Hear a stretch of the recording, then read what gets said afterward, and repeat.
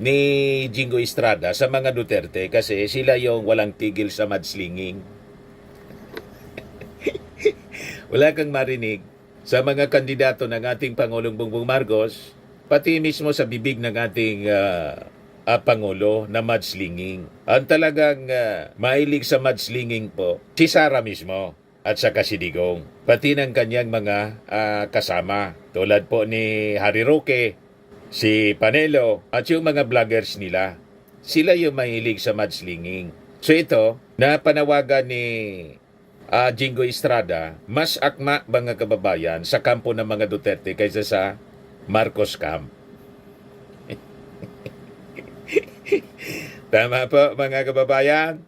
O ngayon, sabi din ng mga senador, may reconciliation o wala, buhay pa rin ang impeachment trial para kay Sara Duterte. Ano ba, mga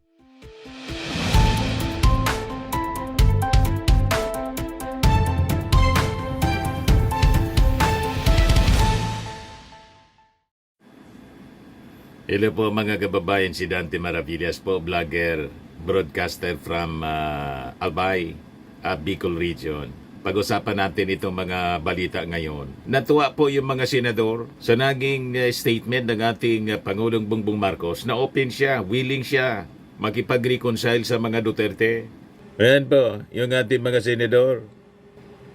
Pero tulad ng ating Pangulong Bongbong Marcos, sa issue ng impeachment, tuloy ang impeachment. O diba? Si Panelo, Atty. Panelo, nag-react din. Dapat na niya may precondition. Kasama doon mga kababayan sa precondition na niya, dapat makabalik dito sa ating bansa si Digong. In your dreams. Tapos sabi pa ni Panelo mga kababayan, ang nagsimula daw ng bloodbath, yung kampo ng ating Pangulong Bongbong Marcos. Dahil sa pag-impeach kay Sara Duterte, talagang binabaliktad ni Panelo. Panelo, Marcos camp started bloodbath with the impeachment trial and BP Sara is ready for it. Kung hindi po, nagbanta si Sara Duterte na ipapapatay yung ating Pangulo na yun ang laman ng articles of impeachment. Number 1, pati si Lisa Marcos at si Martin at saka nilunok yung confidential funds na punta sa mga chicheria, walang impeachment po. Tapos sasabihin mo, ang kampo ng ating Pangulong Bongbong ang nagsimula ng bloodbath. Talaga ito si Panelo po. Sabagay, sanay sila sa pagbaliktad ng kwento. Mahilig nilang baliktarin yung kwento. Sila yung ang aaway, tapos sila pa yung fa-victim. Pinalalabas nila, inaapi sila ng gobyerno. Sila yung naninira, mga kababayan, walang tigil sa paninira, panlalait sa ating Pangulo. Tinatawag na adik bangag, panon pa ng kampanya, yung bukang bibig ni Digong, hindi man siya inaano. Tapos ang sinasabi ngayon, sila yung inaapi ng gobyerno. Wag kami Panilo. Yan yung sinasabi ni Panilo rito. Duterte's open to reconciliation with Marcos, sabi po ni Panelo. Kailangan niya may kondisyon. Pakinggan natin yung interview po ng ANC, mga kababayan. Tapos pag-usapan natin. Okay, so you've mentioned the preconditions, of course, one of which is bringing the former president back to the Philippines. That is next to impossible. Wala sa kontrol na yon ng ating Pangulong Bongbong Marcos na ibalik dito. Napakapalad mga kababayan ni Digong na siya po binigyan ng due process. Binibigyan ng due process. Kumpara mga kababayan sa mga alleged victims ng extrajudicial killings na more than 30,000 Filipinos. Kapwa Pilipino. Kaya sinasabi ni Digong at ng kanyang mga defenders po na dapat daw dito litisin si Digong kasi siya ay isang Pilipino. Hindi dapat daw nililitis ng mga dayuhan ang isang Pilipino. Walang tiwala po yung mga biktima niya na kapwa niya Pilipino. Walang tiwala po na dito litisin. Anong magagawa natin? Nawala ng tiwala yung pamilya ng mga biktima, mga kababayan na dito litisin. Kaya nga po, final nila sa ICC. Kanino kasalanan na nawala ng tiwala?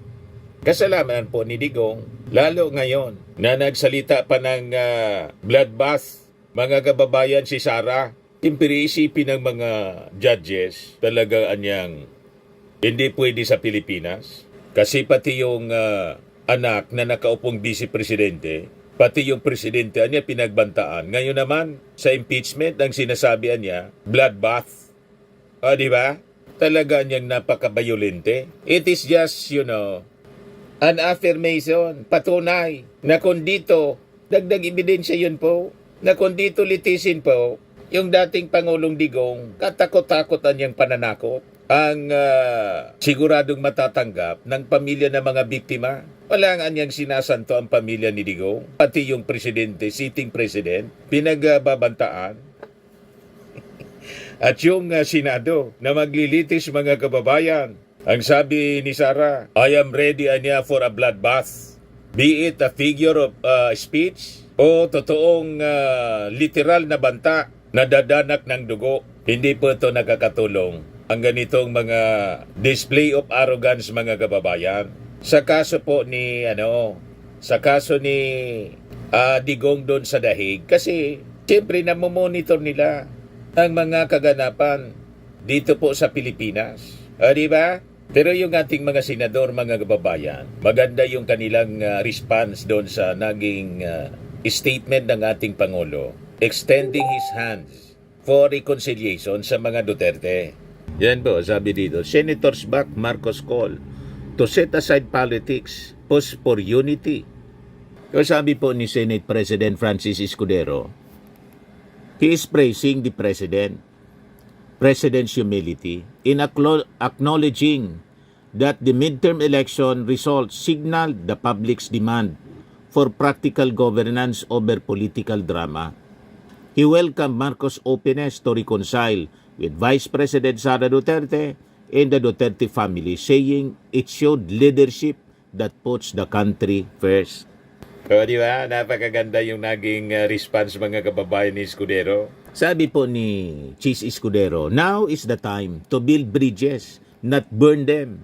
Para naman po kay Senate Deputy Majority Leader J.B. Ejercito, he voiced hope for a positive resolution despite tensions between camps, while urging cooperation to address national challenges. Ito yung official statement mga kababayan ni J.B. Ejercito. Sabi niya, on Marcos' willingness to reconcile with the Dutertes, sa mga lumalabas na pahayag at mga balita, mukhang malalim na ang alitan at hidwaan. Pero kahit parang malabo at mahirap sa ngayon, umaasa pa rin tayo at praying na magkaroon ng positive development. We have been saying this to ever since, that early political bickerings and rifts have done nothing but hold us back, na pag-iiwan na tayo ng mga karatig nating bansa. We have so many pressing problems that need us to work together and stay focused. I hope we can just prioritize the country's current challenges. If we join forces, we can help our people in our country move forward. So yun mga kababayan, ang sabi ng ating mga senador. Para naman kay Senate President Pro Tempore Jinggoy Estrada, sabi niya, there's the need to focus on governance rather than political mudslinging, while Minority Leader Coco Pimentel called the President's position the right approach for a national leader. So tama po si Jinggoy, tigilan ng political mudslinging. So ito, mas akma to address this statement ni Jinggoy Estrada sa mga Duterte kasi sila yung walang tigil sa mudslinging.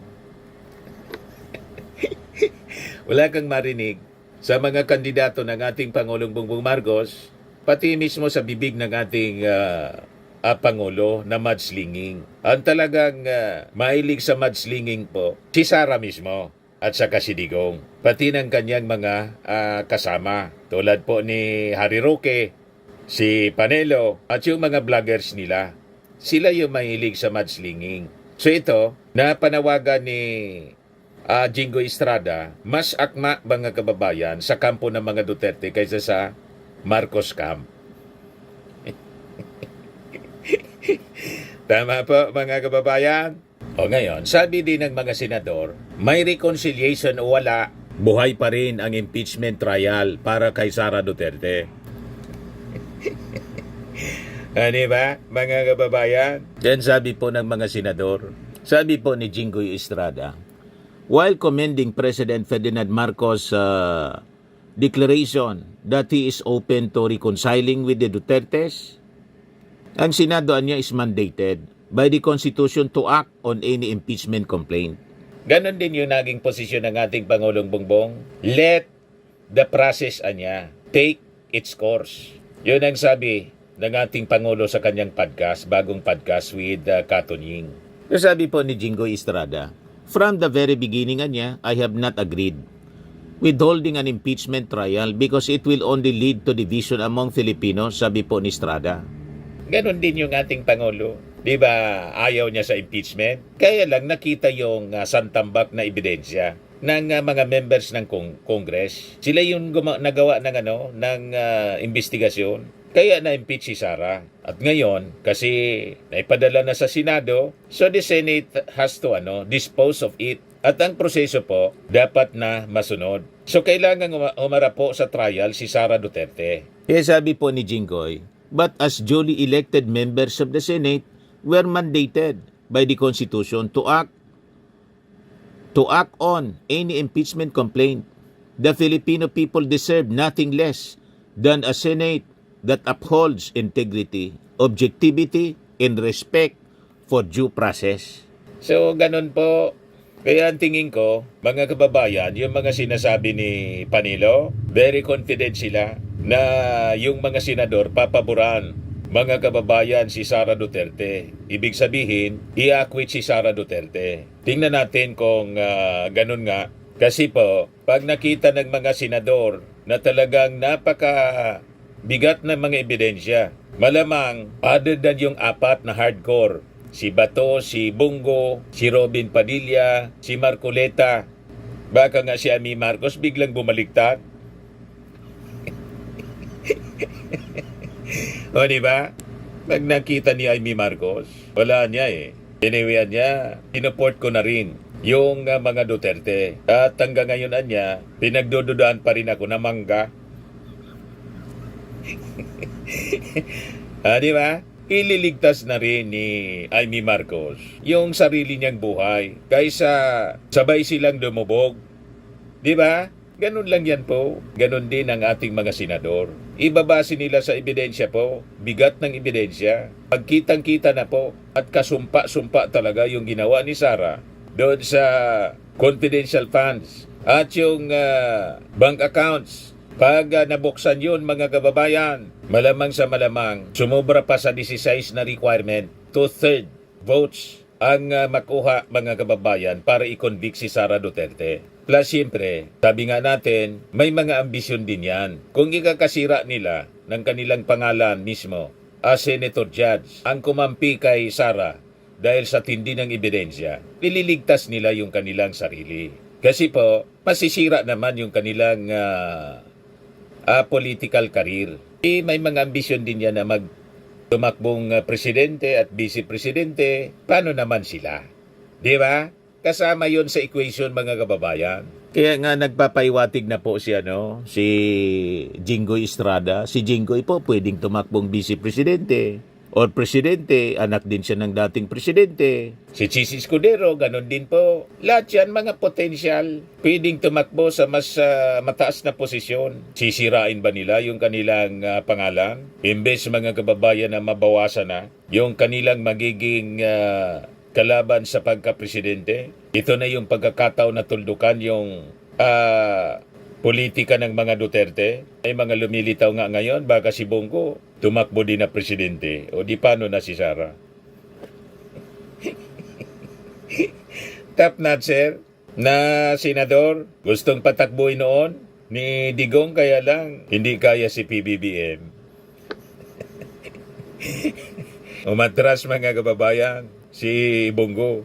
Ngayon, nang tanungin si JB Ejercito tungkol sa impeachment, sabi ni JB, it is a process.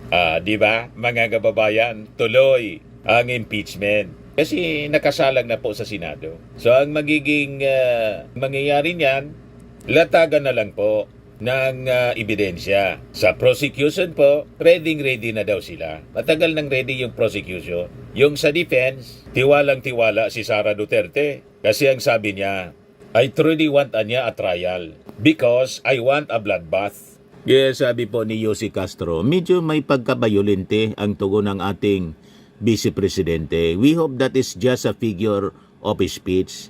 It should not be taken literally.